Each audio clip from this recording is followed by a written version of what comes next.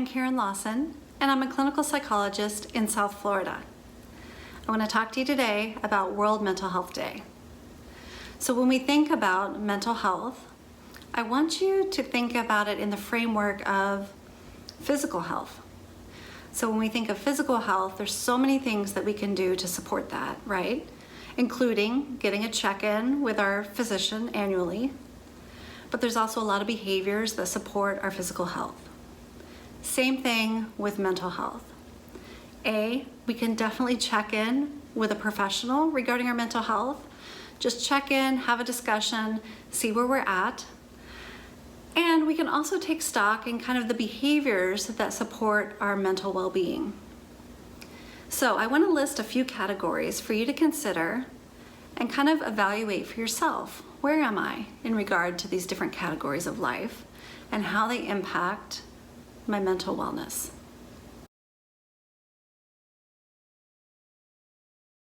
One of those categories is our social life. Who do I have in my life that I can trust, that I can be myself with, that I don't have to always be on for? Who in my life do I enjoy? Who in my life doesn't stress me out? So those could be family, friends, coworkers, neighbors. There's a wide variety of people who you may have in your life that fit that category. And the idea of taking stock in this is, do I have a lot of people in my life that stress me out? Maybe some of that is your stress management skills. We're also going to talk about that. But maybe that's also about who do you let into your life. And so just think about it, take note, and see where you land as far as the amount of people in your life that are good for you, that are healthy for you, that give back to you. And what's the percentage approximately? You know, is it a good percentage? Is it the majority? Is it half and half? Or is it a very low percentage? That's important to note because we're social creatures. Our relationships are really a vital part of our life. And it's important especially to take note of the people, again, that you feel like you can trust, that you can be yourself with. How many of those people do you have in your life?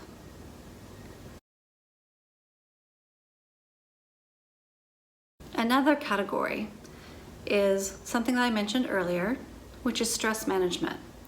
And what that means is, what are the behaviors that you go to when you're feeling overwhelmed, when you're feeling at your max, when you're feeling stressed? So some of those behaviors that can be healthy, aren't always, but can be, include exercise, again, socializing, being with the people that we really feel a lot of support around, that we have fun with. Other behaviors that support your mental well-being, think about it. What are the behaviors that are your go-tos? So in my book, many behaviors can be good, particularly in moderation. But if we have one or two that are really our standards, that are really our default modes of operation when we're feeling stressed, we might want to take a look at that. Because mental wellness is also a variety, right? Really having a lot of tools in our pocket to pull out and use, depending on the day, depending on the mood, depending on kind of the situation that we're in. So think about it. And if you need more tools, if you need more strategies to help you manage life, you can definitely feel free to subscribe. I'm going to be building this channel, adding more ideas, more tools, more practical suggestions that I often mention to my clients, work with my clients on. And these are also tools that you can build just by learning about them and, again, by self-evaluation.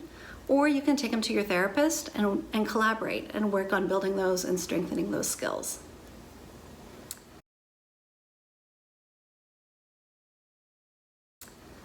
So another area of life is work-life balance to consider. Where's your work-life balance? So many of us sing the praises of people who are workaholics, and That's not always the healthiest way to be, right? While productivity and achievement are often valued in American culture, there's also high burnout. So that's one thing to consider and evaluate for yourself. What's my balance of work versus life outside of work? Do I have a life outside of work? And if so, is it enough? Am I burning out? Am I feeling overwhelmed? Am I dissatisfied with kind of what's going on with my work-life balance?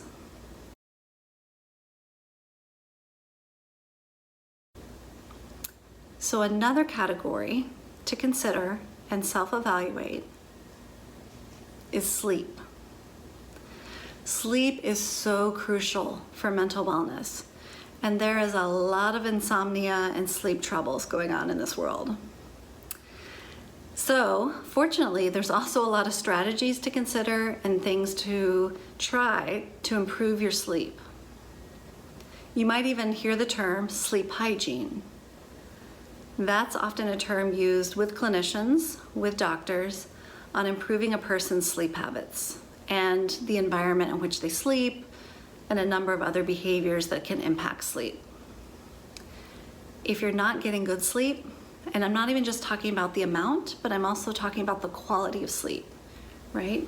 Restlessness, just interrupted sleep versus solid sleep where you feel rested when you wake up.